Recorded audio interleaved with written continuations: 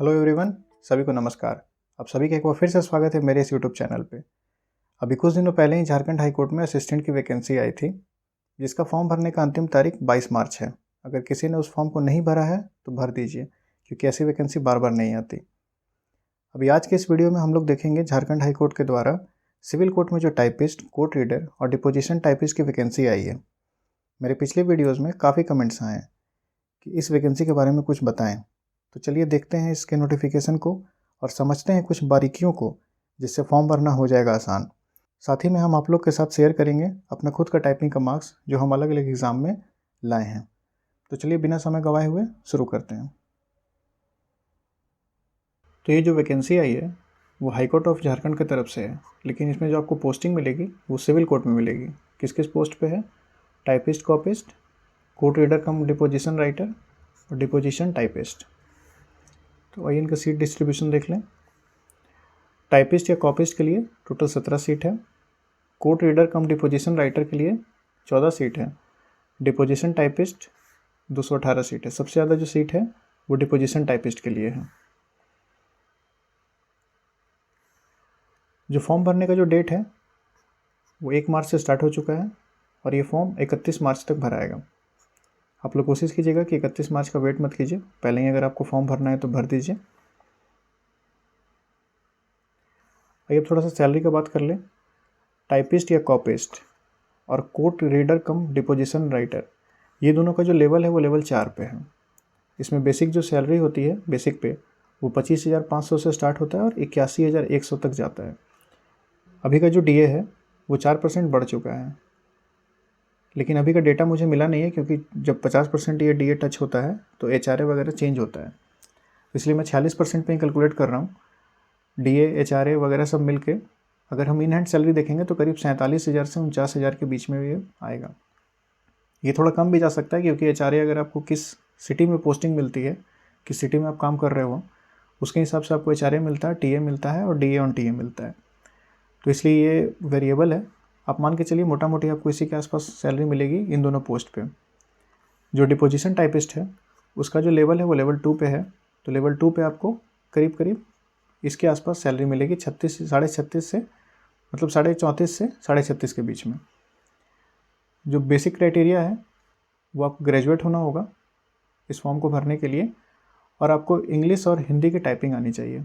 English में 40 word है और हिंदी में 30 वर्ड पर मिनट का स्पीड है। सेम क्राइटेरिया इसके लिए भी है, सेम क्राइटेरिया इसके लिए भी है। आपका जो मिनिमम क्वालिफिकेशन है वो लास्ट डेट यानी कि 31 मार्च से पहले आ जाना चाहिए। या तो 31 मार्च को है या तो 31 मार्च के पहले आपके पास आ जाना चाहिए, तभी आप इस फॉर्म को भर सकते हैं। आपके पास एक अच्छा नॉलेज होना चाहिए कंप्यूटर चलाने के लिए। एज का बात करें तो 21 साल मिनिमम एज है और सारे कैटेगरीज के हिसाब से यहाँ पे एज दिया हुआ है, आप देख सकते हैं। अब देखते हैं रिजर्वेशन पॉलिसी को। जो कैंडिडेट झारखंड के बाहर के हैं उन्हें अनरिजर्व में ट्रीट किया जाएगा, और जो कैंडिडेट झारखंड के हैं वो अपने रिस्पेक्टिव कैटेगरी के हिसाब से फॉर्म को भर सकते हैं। सबसे इंपॉर्टेंट है टाइपिंग टेस्ट। टाइपिंग टेस्ट क्यों इंपॉर्टेंट है? क्योंकि इसके पहले आपका कोई एग्ज़ाम नहीं हो रहा है, कोई आपका रिटन एग्ज़ाम नहीं हो रहा है, कोई एमसीक्यू टाइप का कोई एग्ज़ाम नहीं हो रहा है, कोई एग्ज़ाम नहीं हो रहा है, सिर्फ आपके पास एक टाइपिंग टेस्ट है। अगर आप इस टाइपिंग टेस्ट को पास करते हैं तो आपको डायरेक्टली इंटरव्यू में बुलाया जाएगा। ये चीज़ देखिए यहाँ मेंशन किया हुआ है। सबसे पहले टाइपिंग टेस्ट लिया जाएगा, जो कैंडिडेट पास होंगे उसमें से फिर इंटरव्यू के लिए कॉल किया जाएगा।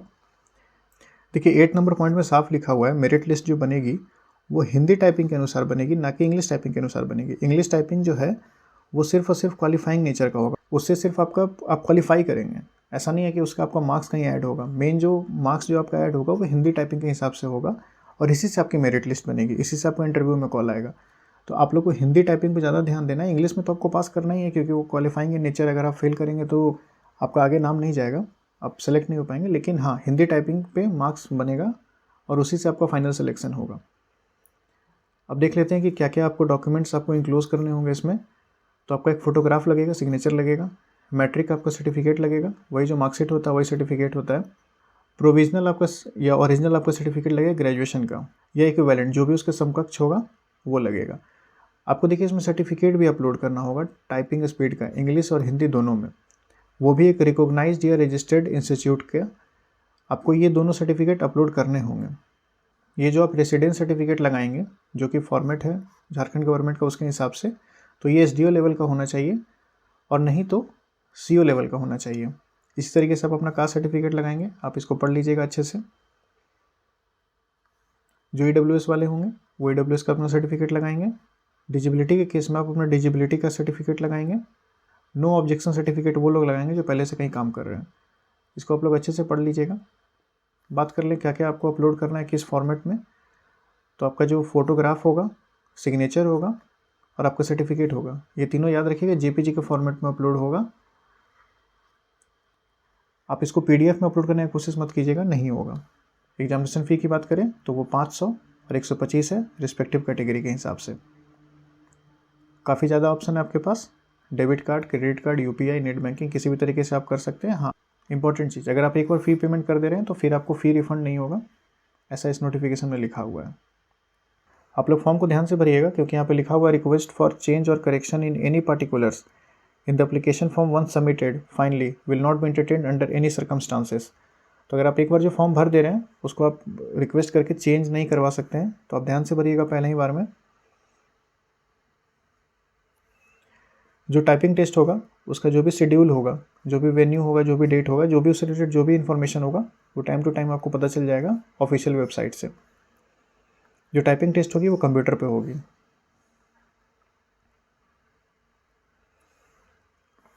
अब देखिए इसके मार्क्स डिस्ट्रीब्यूशन को हम लोग समझ लेते हैं कि क्या होगा प्रोसेस ऑफ रिक्रूटमेंट।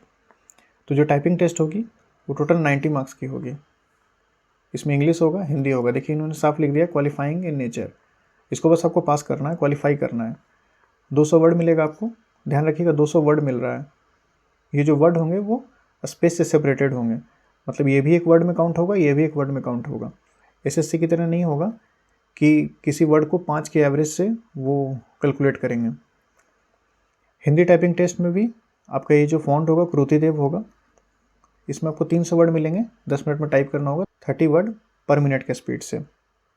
अब यहाँ इंपॉर्टेंट बात क्या है कि मान लीजिए कि आप ये पूरा वर्ड टाइप कर लिए, उसके बाद आपके पास समय बचा हुआ है, तो इन्होंने कहा है कि आप उसको टाइप करते रहेंगे। जो आपको पैसेज मिलेगा जैसे भी मिले वो रिटन फॉर्मेट में मिलेगा कि स्क्रीन टू स्क्रीन टाइपिंग होगी, ये अभी कंफर्म नहीं है ना, इस नोटिफिकेशन में कुछ लिखा हुआ है ऐसा।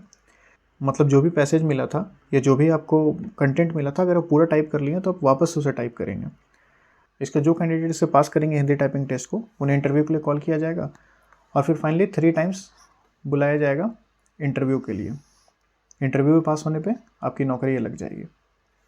अब ये तो लोग समझ गए नोटिफिकेशन के बारे में। अब चलिए हम अपना थोड़ा मार्कशीट आपको शेयर कर देते हैं। ये देखिए इलाहाबाद हाईकोर्ट का असिस्टेंट रिव्यू ऑफिसर का ये एग्ज़ाम हुआ था 2021 में। इसमें जो टाइपिंग हुई थी वो 50 नंबर की थी। 50 में मेरा 41.4 मार्क्स आया था।